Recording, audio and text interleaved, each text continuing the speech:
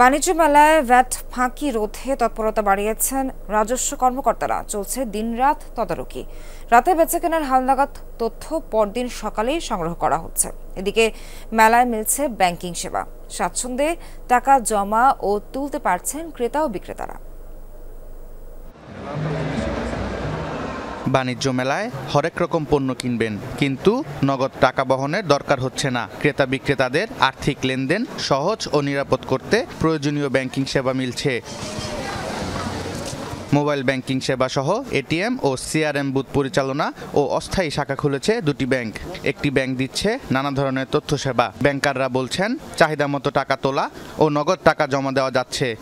আমার কার্ডটা পালস করছে, ট্রানজিটে বাতিল ছিল, আমি এখান থেকে সলভ করতে পারছি। এটিএম কার্ডটা গতকালকে আটকে গেছে নেটওয়ার্কের কারণে, এই জন্য আমি আসছি এটা কার্ডটা সংগ্রহ করার জন্য। টাকা জমা দেওয়া উত্তোলনের ক্ষেত্রে আমাদের এই মেলাতেই আপনি দেখবেন সামনে পেছনে 4টা সিআরএম মেশিন আছে এবং আমাদের স্টলে একটা আইডিএম মেশিন আছে।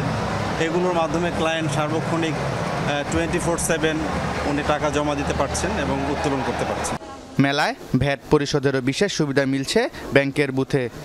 এই চালানের সার্ভিস সহ বিভিন্ন সার্ভিসগুলো নেওয়া যাচ্ছে। আমি এই চালানের সার্ভিসের জন্য এখানে এসেছি। মেলার স্টলে যারা টাকা জমা দিয়ে বিজনেস করে থাকেন, সেই বিজনেসের ভ্যাটের অংশটা থাকে, সেটা আমাদের এই স্টলে তারা জমা দিয়ে থাকেন এবং আমরা এই চালানের মাধ্যমে তাদেরকে এই সার্ভিসটা দিয়ে থাকি।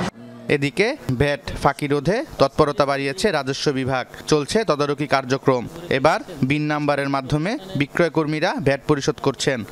গতকালকের ভ্যাট আজকে হচ্ছে সকাল 10টার মধ্যে তারা ডিপোজিট করবে। ওই চালানের কপি আমাদের কাছে আসবে। আর আমরা ইপিবি থেকে যে একটা তালিকা পেয়েছি, সেই আদলে আমরা বিন দিয়েছি। বিন মিনস বিজনেস আইডেন্টিফিকেশন নাম্বার। তো ওই বিনের এগেনস্টে তারা হচ্ছে ট্রেজারি করতেছে। ব্যাংকের স্টলে রয়েছে অটোমেটেড চালান সিস্টেমের মাধ্যমে সরকারি রাজস্ব, ভ্যাট ও বিভিন্ন ফি জমাদানের ব্যবস্থা। সোবহান চৌধুরী, যমুনা নিউজ, ঢাকা।